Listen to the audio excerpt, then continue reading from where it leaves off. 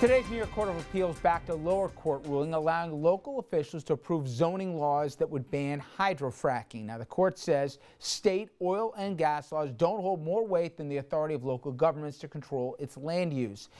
Now, the decision says, quote, these appeals are not about whether hydrofracking is beneficial or detrimental to the economy, environment, or energy needs of New York. We pass no judgment on its merits. These are major policy questions for the coordinate branches of government to resolve here.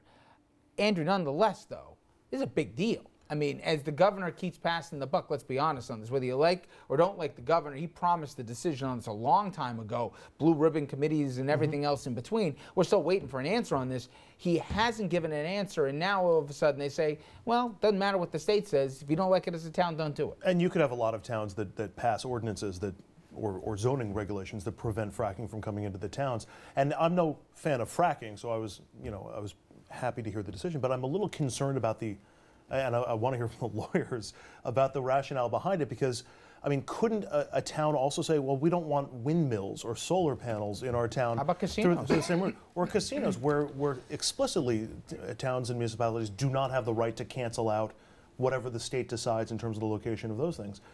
Or we have cases where New York City can't raise its own minimum wage because it's a home rule issue. I'm just curious about how home rule works in a case like this. It's the state of New York has the authority through its legislature to enact statutes that permit home rule, to permit local zoning decisions to be made, and they just said that this oil and gas statute didn't preempt or supersede that local home rule in this particular case is because of the way the statute was written. It doesn't mean that, for example, if the state were to pass a law that you can have windmills, then that law would supersede the home rule law. If they said, well, no matter where they are, you can pass it. It's a matter of what the state legislature passes. Politically, Jeannie, does this almost say to the governor, hey, I'll do it, and then I won't get blamed because the local municipalities don't want it, they don't have to have it? I mean, he's danced around this thing for the better part of a year. Yeah, that's what I thought when I heard this decision. What a lucky guy he is. He's not only got so much more money than his opponent and so far ahead in the polls, but he doesn't have to make a decision on this thing. Or even if he does, it's not going to come back to haunt him.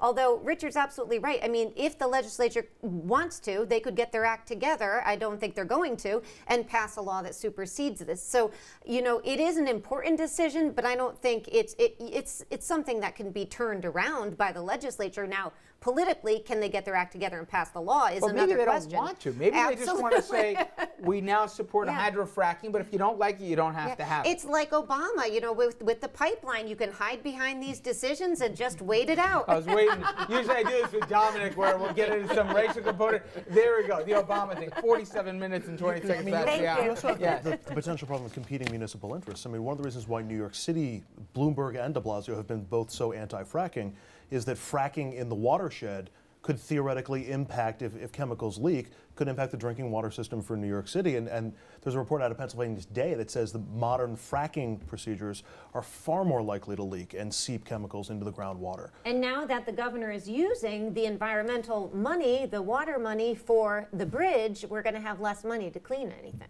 I don't think he's a governor that's most worried where funding's going at the moment in our region. I think there's a guy across the river with that one. All right, we're going to be right back. A couple interesting stories on RFL right after this.